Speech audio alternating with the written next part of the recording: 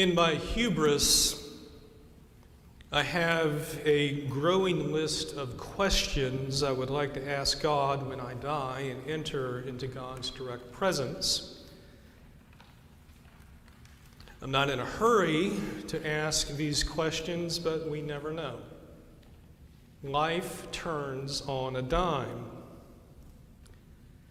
Some of the questions I have for God are rooted in passages of Scripture that aren't as detailed as I would prefer. One of those passages appears in this morning's Passion narrative. It's a moment when Pontius Pilate, the Roman governor of Judea, roughly 2,000 years ago, he's trying to keep the lid on unrest. He's trying to keep peace in an anxious time. It's the week of the Jewish Passover, the time when our Jewish brothers and sisters remember how God liberated them from the bondage of Pharaoh in Egypt. Judaism certainly draws parallels to the Roman occupation of their homeland in Jesus' time, to slavery under Pharaoh. There was a custom at that time for the Roman government to release a Jewish prisoner for the Passover, a sort of pardon, if you will. And Pontius Pilate has two men before him, two accused political prisoners, both of whom are named Jesus. Did you notice that? Matthew's gospel is the only one that gives us that detail. One of the prisoners is Jesus Barabbas.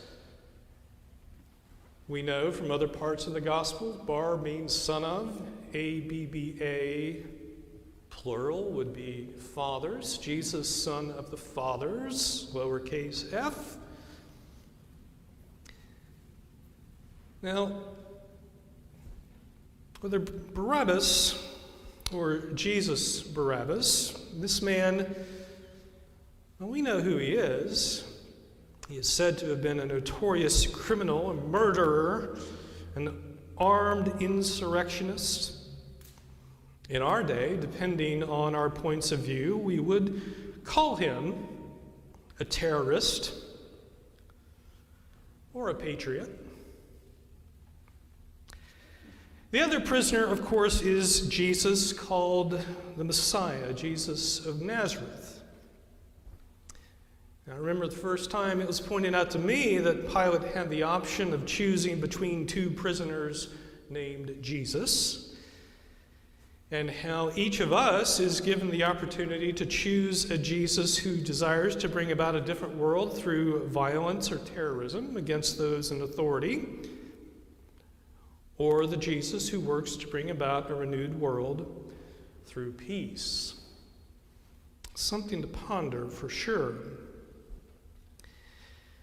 But this morning, I cannot help but think of someone whose name we probably don't know. There's some speculation. But this person is not present in the scene. It's someone whose message serves as a warning, both then, and it is an opportunity for us to reflect today. And I'm talking about the wife of Pontius Pilate. The mention of her disappears as quickly and as subtly as it appears. Matthew 27, verse 19. When Pilate was sitting on the judgment seat, his wife sent word to him, "Have nothing to do with that innocent man, for today I have suffered a great deal because of a dream about him." If men would only listen to their wives. Now, I'm intrigued by the fact that God, or an angel of the Lord presumably, spoke to the wife of Pontius Pilate in a dream. There is precedent in Matthew's gospel for this. I find it hard to believe it is a mere coincidence that an angel of the Lord speaks to persons in dreams immediately prior to important events regarding Jesus. If we go back to the opening chapters of Matthew's gospel, we recall how an angel of the Lord spoke with Joseph, to whom Mary, the mother of Jesus, was betrothed.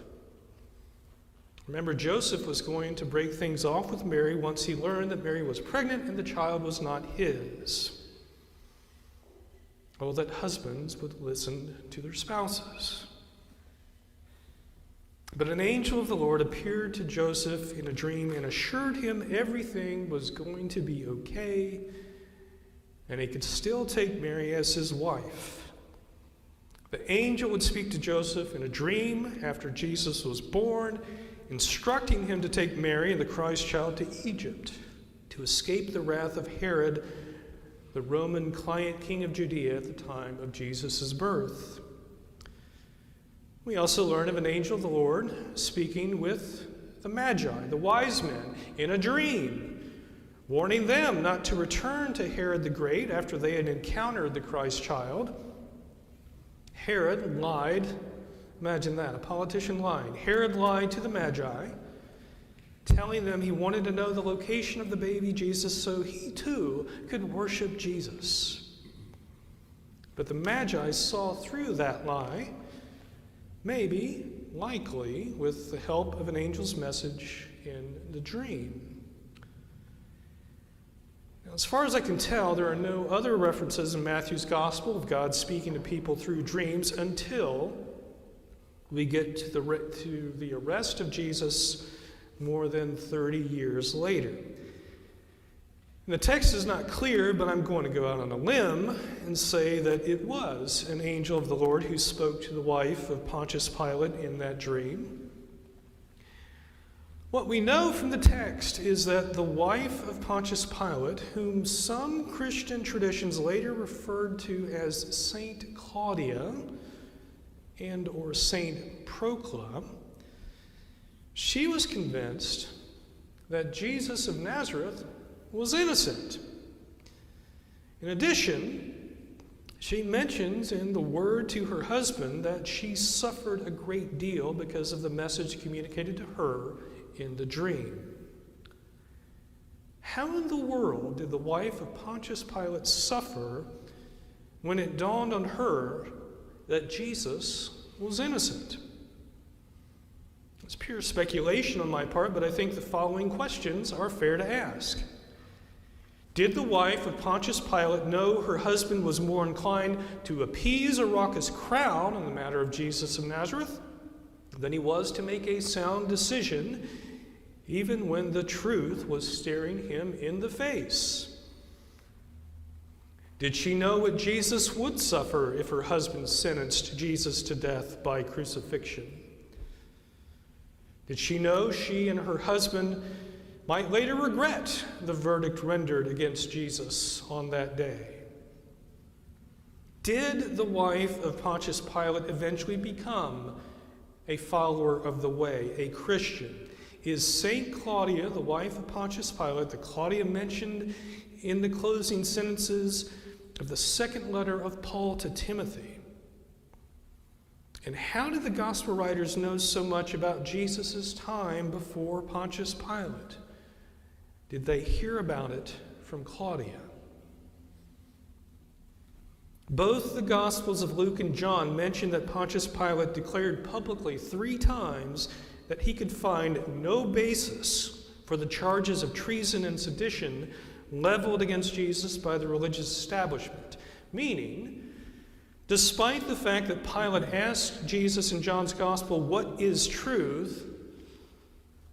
Pilate knew the truth about Jesus.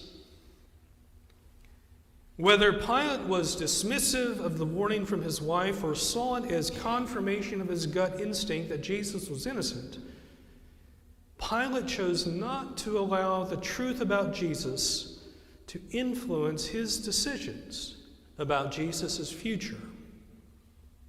Worse, Pilate even declared himself innocent of Jesus' blood, soon to be shed on the cross, a death that Pilate could have prevented. Pilate, maybe because of a deep need to be liked, was more concerned about his popularity before the crowds outside his palace than standing before God in human flesh. His politics took precedence over a life of faith, which means Pilate was no different than the crowds outside his palace who demanded the release of Jesus Barabbas. As a result, Pilate received the popularity he may have desperately craved. Christians had been reciting his name weekly, if not daily, pretty much ever since Pilate made the wrong decision about Jesus. What about us? What about me? What about you? What if we were ever put in the position of choosing between a Jesus of violence and a Jesus of peace? Would we be swayed by a nearly riotous crowd or the lone voice of a trusted loved one who knows us better than we know ourselves? What would we do?